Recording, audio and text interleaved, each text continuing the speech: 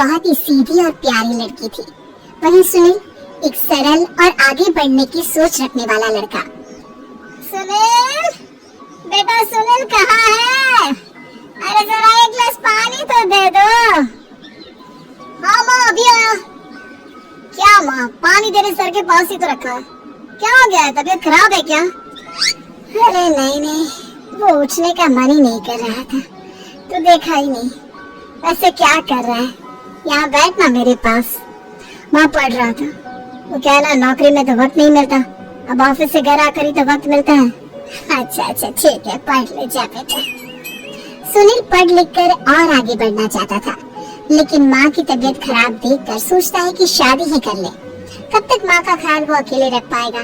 तो एक दिन, माँ ये ममता है, मैंने इससे शादी कर ली है। तुम्हारी तबीयत भी ठीक नहीं रहती, तो मैंने सोचा शादी कर लेता हूँ। घर संभालने वाली और तुम्हें संभालने वाली कोई आ जाएगी तो अच्छा रहेगा।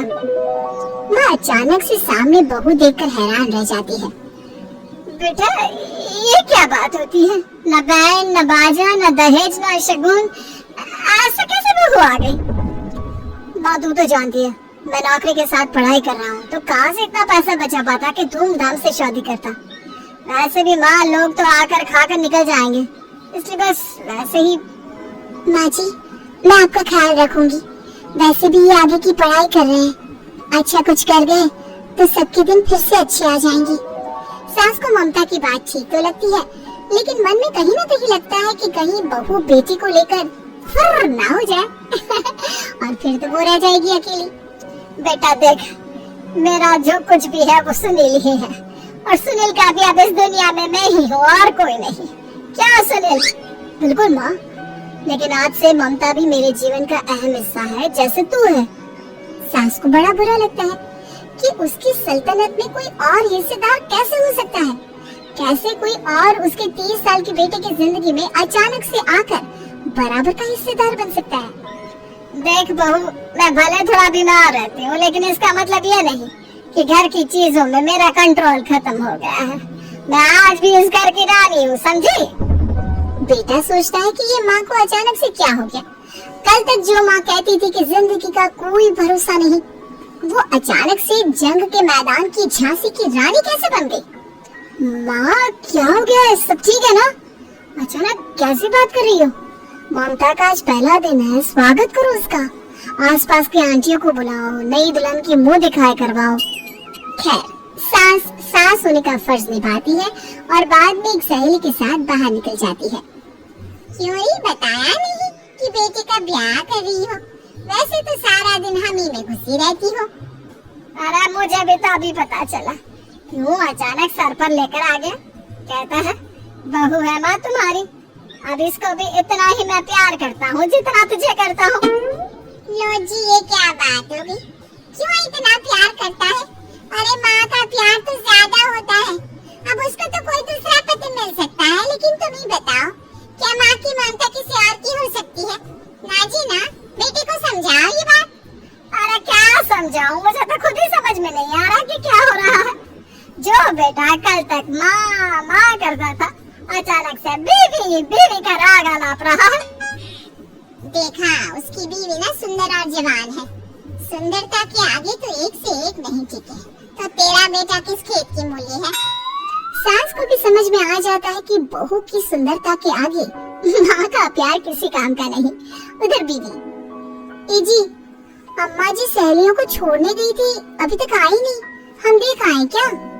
अरे रहने दो ना, आ जाएंगी। कहाँ जाएगी, उनकी आदत है, एक बार जाती है तो पूरी पंचायत खत्म करके ही आती है।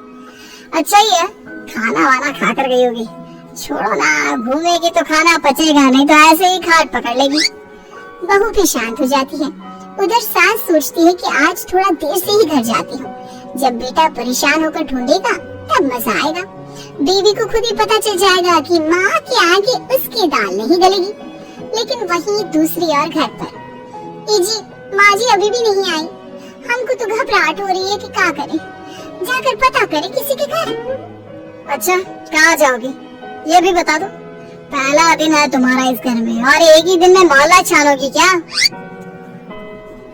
हाँ तो आप भी तो नहीं जा रहे हैं ना, हमको फिक्र हो रही है। अरे यार ये रोज का है अम्मा का, खाओ और सो जाओ। बस फिर क्या था, बेटा बहू खाना खाते हैं और कमरे में सोने चले जाते हैं। उधर जब सास को कोई देखने नहीं आता तो वो हार कर घर आ जाती है, जहाँ वो देखती है कि सारे घर की लाइट्स बंद है। सास को गुस्सा आता है, बहू, ममता बहू कहाँ हो? लेकिन सारे दिन की थकी बहू को ऐसी नींद आती है जैसे किसी ने भांग की गोली खिला दी हो। वो तो नहीं उठती, उठकर आ जाता है बेटा। तो क्या बात है अम्मा, काहे चिल्ला रही हो? अरे सो जाओ ना, सुबह की थकी है बहू, वो सो रही है, जोर से बोलोगी तो नींद खुल जाएगी उसकी। माँ को गुस्सा आ जाता है। फिलहाल तो सो जाती है, लेकिन मन ही मन ढेर सारा जहर बहू के लिए भरा होता है। सुबह बहू चाय बना रही होती है कि सास धीरे से गैस तेज कर देती है, जिससे चाय का बर्तन जल जाता है। और जैसे ही बहू चाय का बर्तन उठाती है उसका हाथ जल जाता है। मेरा हाथ जल गया। वो जोर जोर से चिल्लाकर इधर उधर भागती है कि सास थोड़ी देर में उसके हाथ में पानी डाल देती है। हाय रे बहू, क्या कर रही हो? पहली बार रसोई छुई हो क्या? सासू माँ गलती से गैस तेज रह गई थी और बर्तन जल गया, जिससे मेरा हाथ जल गया। हाय रे, कितना गंदा दाग, छी छी छी छी, मुझे तो उल्टी आ रही है तेरा गला हुआ मांस देखकर। तू ना मुझे अभी साथ से खाना मत लगाना। बहू भी खुद का हाथ देखती है तो उसे भी रोना आ जाता है। कुछ दिनों के बाद सास की सहेली आती है, बहू चाय बनाकर लाती है। उसके जाने के बाद सहेली कहती है, बहू की सुंदरता ऐसी है कि कोई भी दीवाना हो जाए। वैसे तेरे बेटे का क्या हाल है? अरे वैसा ही है, बहू के पीछे लड्डू। क्या करूं, कुछ समझ में नहीं आ रहा।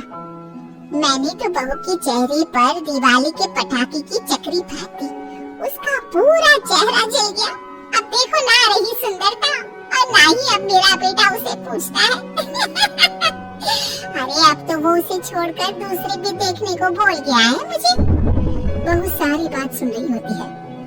आंटी एक बात बताइए, क्या भरोसा है कि दूसरी सही आए और आपके अनुसार रहे? देखिए आंटी, मेरी सासू माँ को गलत बात सिखाने की जरूरत नहीं है। हमारा परिवार साथ में खुशी से रह रहा है। देख बहू, मेरी सहेली की बेइज्जती ना कर, वही अच्छा रहेगा तेरे लिए, समझी? बहू नहीं मानती है, वो बार बार उनकी सहेली को घर से निकल जाने को कहती है।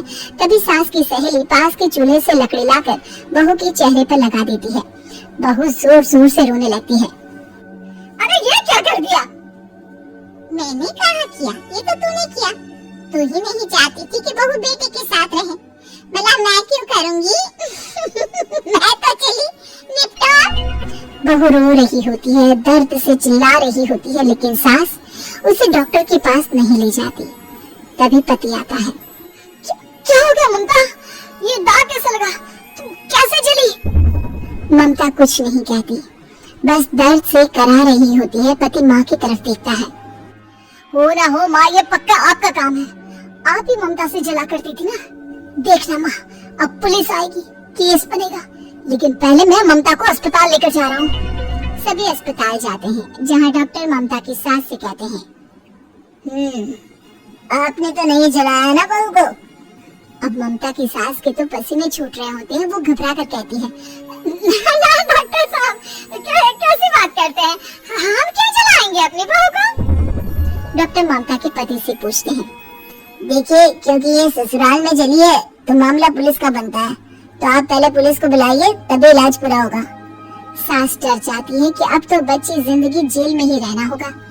रहने दीजिए ना, पुलिस को क्यों बुलाना? सारी हंसी खत्म हो जाएगी जब पुलिस के डंडे पड़ेंगे। बहू को जलाना भले ही बहुत आसान हो, लेकिन उसके बाद सारी जिंदगी जेल की हवा खाना। सांस डर जाती है। पुलिस आती है, पास लेती दर्द से करा रही ममता स्टेटमेंट देती है। तो क्या हुआ? तो कैसे जली आप? ममता पास खड़ी सास को देखती है। बेटी बताओ, कैसे जल गई तुम? काका का किरण वाली शाहरुख, चुप बिल्कुल चुप। सास चुप। सभी इंतजार करते हैं कि ममता क्या बोलेगी। जी मैं खाना बना रही थी, लकड़ी उड़कर मेरे ऊपर गिर गई और मैं जल गई। सास बहू की बात सुनकर रोने लगती है। देखा माँ, कितनी समझदार है ममता। ये चाहती तो। हाँ बेटा, ये चाहती तो मैं आज जेल में होती। मुझे माफ कर दे। मैं आगे से अभी कभी ऐसा नहीं करूंगी। बहू के साथ मिलकर रहूंगी। मुझे माफ कर दे।